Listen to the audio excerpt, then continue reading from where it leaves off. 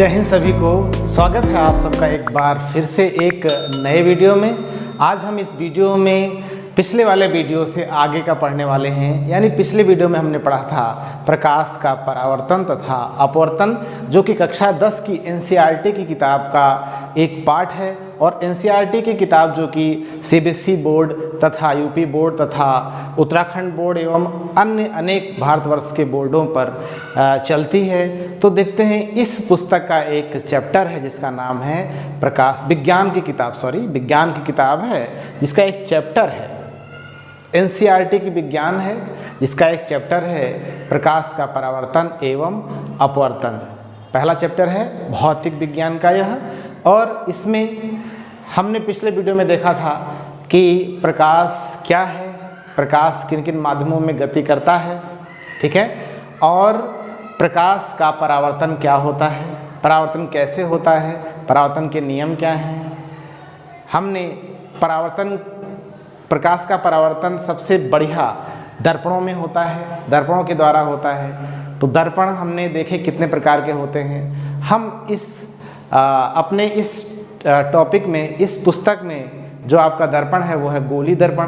गोली दर्पण भी दो प्रकार के होते हैं, हमने देखा था, अवतल दर्पण और उत्तल दर्पण। फिर हमने देखा कि इन गोली दर्पणों में 6 मुख्य परिभाषाएं हैं, उन परिभाषाओं को हमने देखा, ठीक है। जैसे वक्रता केंद्र है, वक्रता त्रिज्या है, फोकस बिंदु है, फोकस दूरी है, ध्रुव है, मुख्य अक्ष है दर्पण का, ठीक है।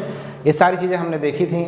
आज हम देखेंगे कि गोली दर्पण, चाहे वो अवतल दर्पण हो या फिर उत्तल दर्पण, किस प्रकार से प्रकाश की किरणों को परावर्तित कर देता है। तो आइए एक बार फिर से आपका स्वागत है एक नए वीडियो में। अंत तक बने रहिएगा और हमारे इस चैनल को सब्सक्राइब ज़रूर कर दीजिएगा। वीडियो पसंद आए तो लाइक कर दीजिएगा और अपने दोस्तों के साथ शेयर करिएगा और बताइएगा कि सर एक वीडियो लेके आते हैं, आप इसको देखिए और पसंद आए तो लाइक करिए, दोस्तों से भी लाइक शेयर करवाइए। तो आइए स्टार्ट करते हैं। देखिए, प्रकाश का परावर्तन एवं अपवर्तन। तो हम लोग दर्पण क्यों पढ़ते हैं? दर्पण से प्रकाश परावर्तित होता है बहुत आसानी से, और साथ ही साथ परावर्तन के साथ साथ दर्पण परावर्तन के बाद किसी भी वस्तु का अच्छा सा प्रतिबिंब बनाता है। जैसे हमारे घरों में जो दर्पण होता है वो समतल दर्पण है।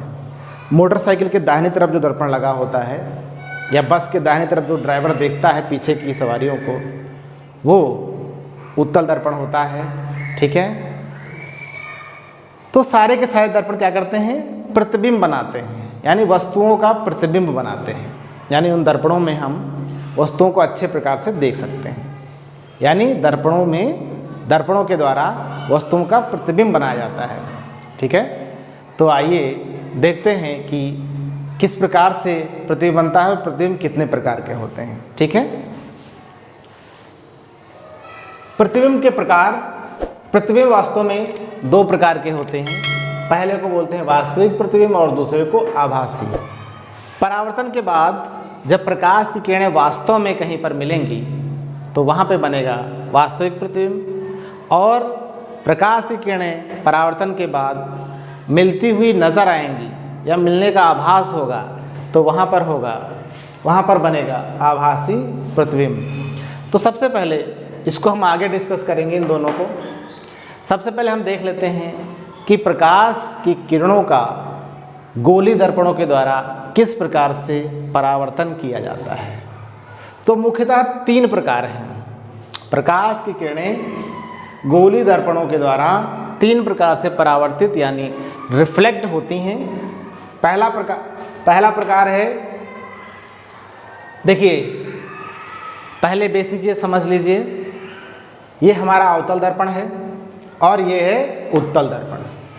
हमेशा अवतल दर्पण का जो चिकना पृष्ठ होता है, ये इधर का पॉलिश वाला पृष्ठ है, इधर का चिकना पृष्ठ है। यानी ये चिकनी सरफेस है, ये पॉलिश वाली सरफेस है। चिकनी सरफेस हमेशा बाएं तरफ होती है, चाहे अवतल दर्पण की हो चाहे उत्तल दर्पण की हो। देखिए इसकी भी चिकनी सरफेस बाएं तरफ है और पॉलिश वाली दाहिनी तरफ। परंतु अवतल दर्पण में फोकस बिंदु, वक्रता केंद्र, फोकस दूरी इत्यादि सब बाईं तरफ होता है, लेफ्ट साइड में, और उत्तल दर्पण में सब राइट साइड में।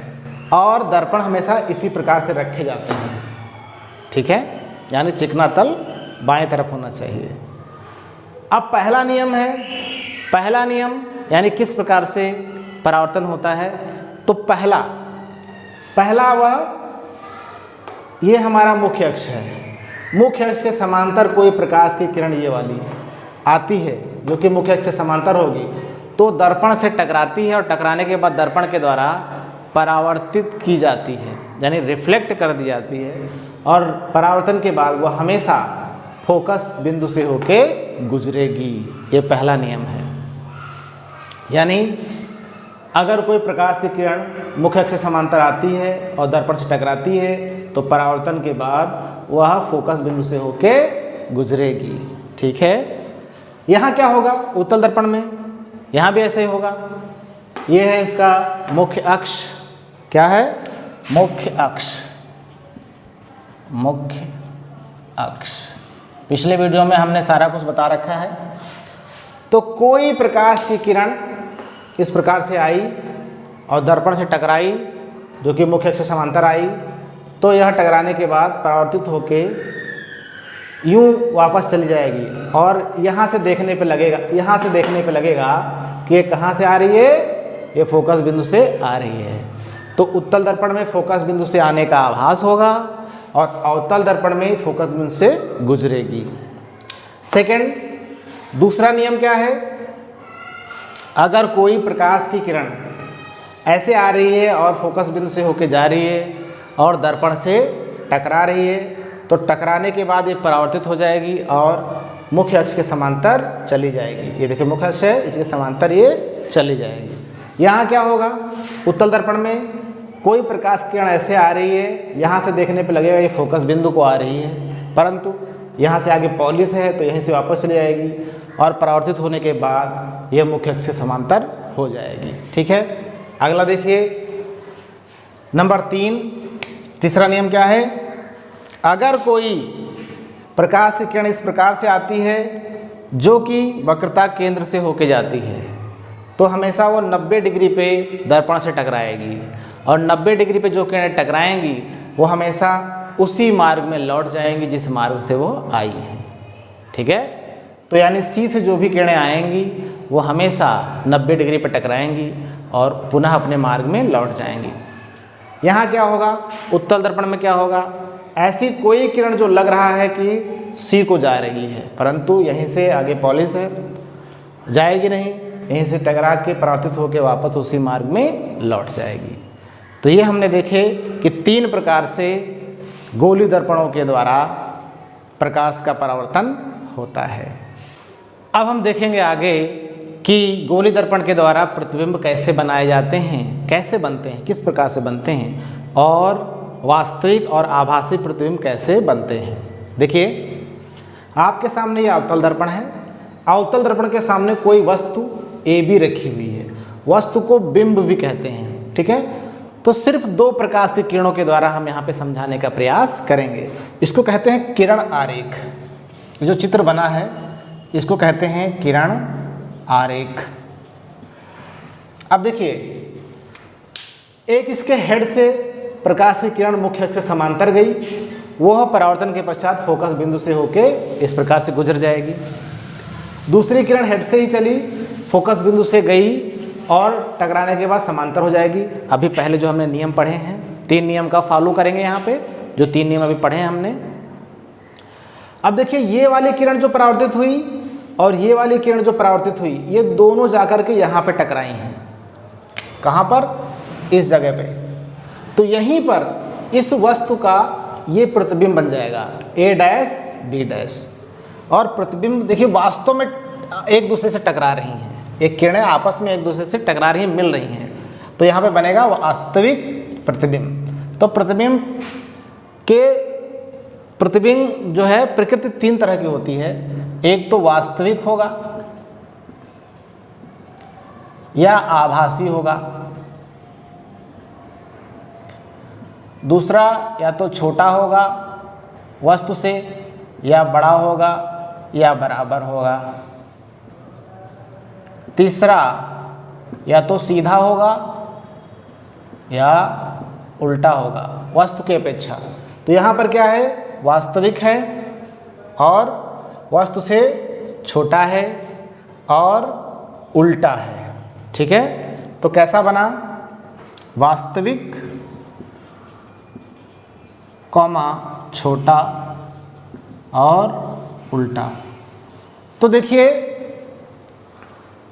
इस प्रकार से। और उत्तल दर्पण में कैसे बनेगा, उत्तल दर्पण के सामने कोई वस्तु रखी हुई है, ए बी वस्तु है, इसके हेड से गई समांतर मुख्य अक्ष के, तो यूँ वापस चलेगी, लगेगा कि ये यहाँ से देखने पे लगेगा कि ये कहाँ से आ रही है, एफ से आ रही है, यानी फोकस बिंदु से आ रही है।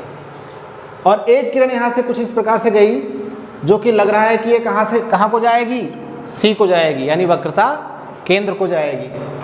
तो ये पुनः वापस लौट आएगी ऐसे ही, यहीं से टकराने के बाद, यहाँ से टकराने के बाद वापस जाएगी। इनको आगे बढ़ाएंगे, यहाँ से देखने पे लगेगा एक सी से आ रही है, एक एफ से आ रही है, ऐसा लगेगा। यही ये काल्पनिक रेखाएं जो हैं ये एक दूसरे को यहाँ पे काट रही हैं इस जगह पे। तो यहीं पे प्रतिबिंब बनेगा इस वस्तु का, ए डैश बी डैश। ये मिलने का आभास हो रहा है, ये आभासी किरणें हैं, इनको मिलने का आभास हो रहा है, इसलिए यहाँ बनेगा आभासी प्रतिबिंब। कैसा होगा, आभासी होगा। और कैसा होगा, छोटा होगा। और कैसा होगा, सीधा होगा। देखिए इसका हेड ऊपर की तरफ है और इसका हेड भी ऊपर की तरफ है। यहाँ उल्टा था, यहाँ हेड ऊपर की तरफ था, यहाँ हेड नीचे की तरफ था वस्तु का।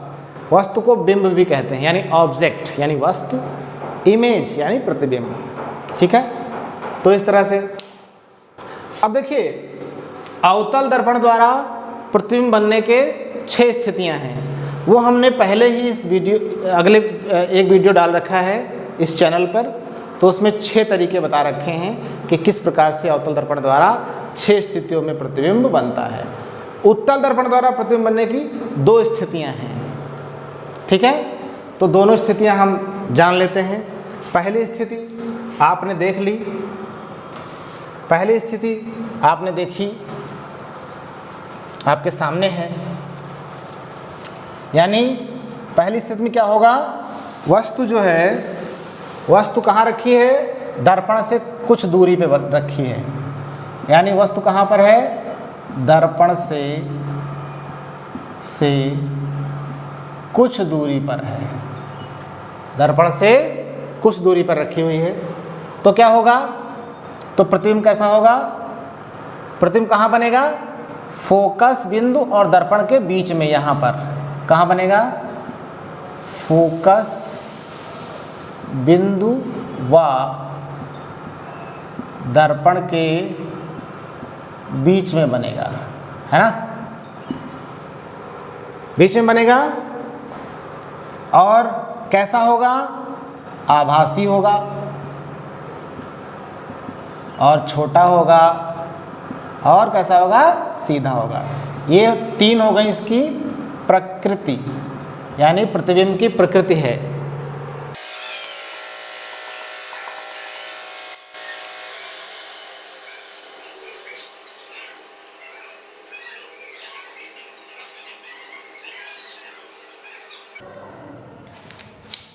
दूसरी स्थिति है कि वस्तु कहाँ रखी है, वस्तु है दर्पण से अनंत दूरी पर कोई वस्तु है।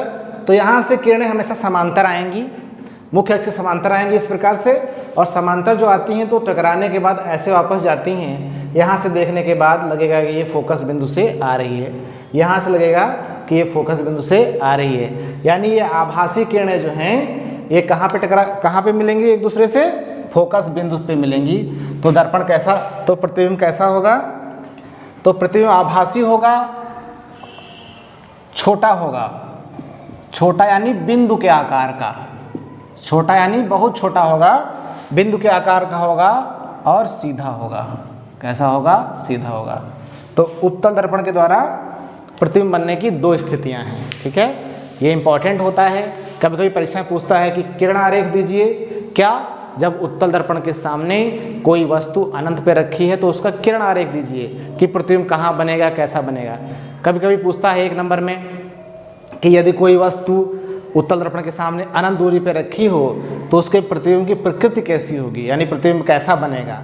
तो प्रतिबिंब बनेगा आभासी, छोटा बिंदु के आकार का और सीधा बनेगा। ठीक है, इस तरह से दो स्थितियां बनती हैं। पहली स्थिति प्रतिबिंब से कुछ दूरी पर रखी हो वस्तु, और दूसरी स्थिति प्रतिबिंब से अनंत पर रखी हो। तो इस वीडियो में इतना ही। उम्मीद करते हैं आपको ये वीडियो अच्छा लगा होगा, कंटेंट समझ में आया होगा। ठीक है, इसके आगे फिर आगे बात होगी अगले वीडियो में। तब तक के लिए अपना ख्याल रखिए। जय हिंद, जय भारत।